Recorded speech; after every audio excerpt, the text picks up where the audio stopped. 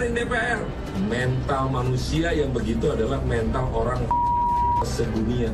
Ada api di banyak kota, ada rumah pejabat yang roboh, ada ribuan orang yang memilih kabur ke Singapura. Pertanyaannya, siapa yang pertama kali menyulut api ini? Apakah benar murni amarah rakyat? Atau ada sosok tersembunyi yang sengaja menyulut percikan hingga berubah jadi kobaran? Kita akan mencoba mengurai misteri itu potongan demi potongan puzzle. Dan mungkin saja jawabannya tidak sesederhana yang kita kira. Sejak tanggal 25 Agustus 2025, situasi di berbagai kota mulai panas. Orang-orang turun ke jalan, suara klakson, teriakan, dan spanduk memenuhi udara.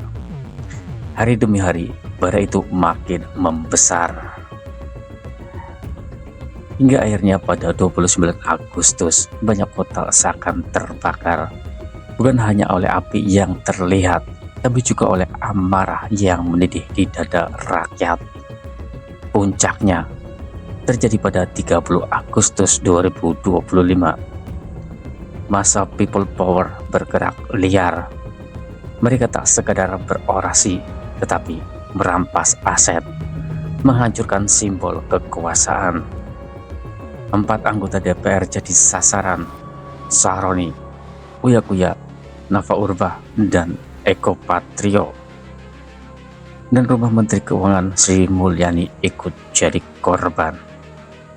Peristiwa ini meninggalkan luka mendalam. Para pebisnis besar trauma, seolah ditarik kembali ke bayangan kelam tahun 1998. Dalam 3 hari saja, lebih dari 10.000 WNI tercatat kabur ke Singapura. Bukan sekedar angka, tapi tanda bahwa rasa takut itu nyata dan meresap hingga ke tulang sumsum masyarakat. Pertanyaannya sekarang, apakah semua ini spontan atau by design? Kalau memang by design, siapa dalangnya? Apa tujuan besarnya? Biasanya, aksi massa punya 2 target utama. Pertama, memaksa perubahan kebijakan. Kedua, menggoyang bahkan meruntuhkan pemerintahan. Nah, kalau kita bicara soal demo kemarin, agendanya yang mana? Apakah benar soal tunjangan DPR yang fantastis?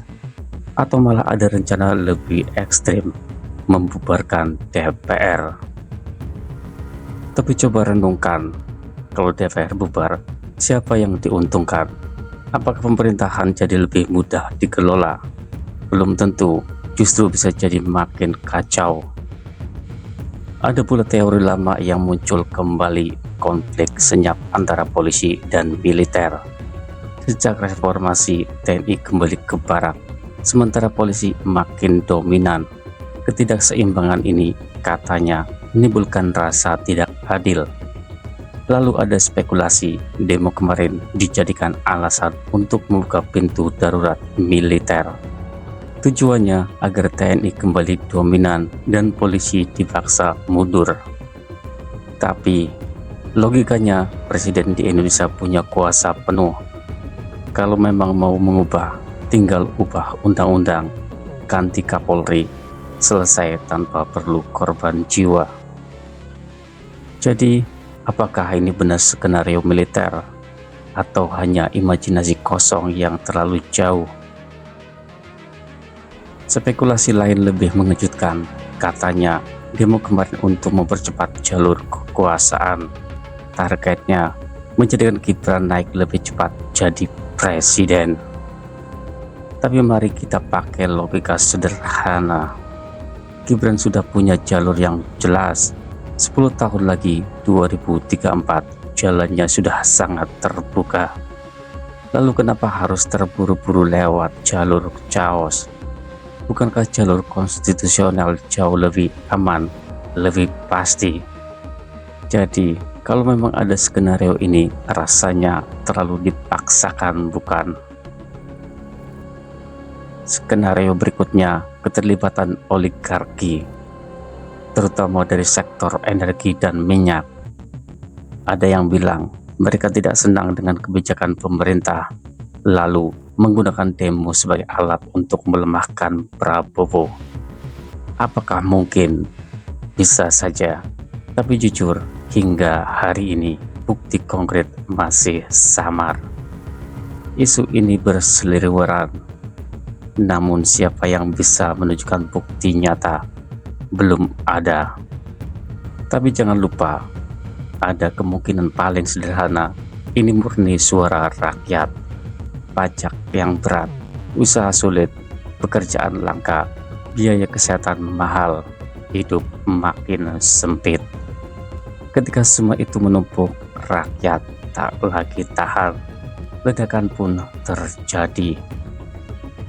Sayangnya, suara rakyat sering ditunggangi. Ibarat kuda liar, ada pihak yang memanfaatkan emosi dari aspirasi murni bergeser jadi perampasan, perusakan, dan kekerasan. Inilah wajah rumit sebuah demo besar antara aspirasi tulus dan manipulasi yang menyelinap. Apapun skenario yang kita pilih, peristiwa ini adalah alarm keras. Sebuah peringatan bahwa jarak rakyat dan penguasa makin jauh, bahwa kepercayaan mulai terkikis dan komunikasi seolah terputus. Sejarah sudah membuktikan ketika suara rakyat tak lagi didengar, people power bisa menumbangkan rezim. Tahun 1998 jadi contoh nyata. Kini bayangan itu kembali menghantui Indonesia.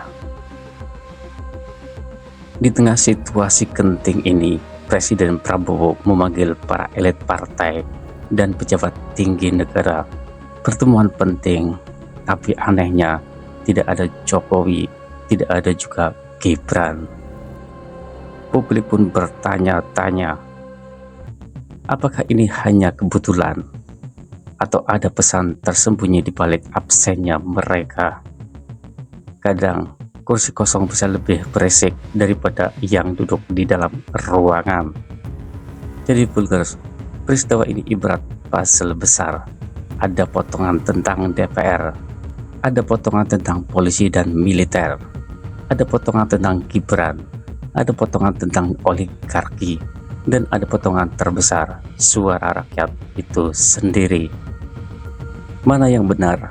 Mungkin sebagian, mungkin semuanya bercampur. Tapi satu hal jelas, negeri ini sedang diuji. Apakah pemerintah mau mendengar atau memilih menutup telinga? Dan kita hanya bisa bertanya, teka-teki ini siapa yang akhirnya akan menyusunnya? Waktu yang akan menjawab.